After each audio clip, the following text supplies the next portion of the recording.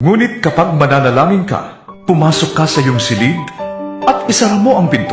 Saka ka manalangin sa iyong amang hindi mo nakikita, at ang iyong amang nakakakita ng ginagawa mo ng lihim ang siyang magbibigay sa iyo ng gantimpala. Sa pananalangin ninyo'y huwag kayong gagamit ng maraming salitang walang kabuluhan, gaya ng ginagawa ng mga hindi nakakakilala sa Diyos. Ang akala nila'y pakikinggan sila ng Diyos dahil sa dami ng kanilang salita. Huwag ninyo silang tutularan.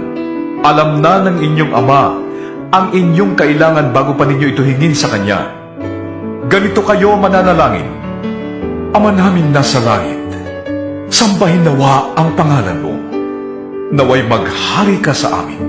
Sundin nawa ang iyong kalooban dito sa lupa tulad ng sa langit. Bigyan mo kami ngayon ng aming kakainin sa araw-araw, at patawarin mo kami sa aming mga kasalanan, tulad ng pagpapatawad namin sa mga nagkakasala sa amin. At huwag mo kaming hayaang matukso, kundi iligtas mo kami sa masama. Sapagkat kung pinapatawad ninyo ang mga nagkakasala sa inyo, patatawarin din kayo ng inyong Amang nasa langit.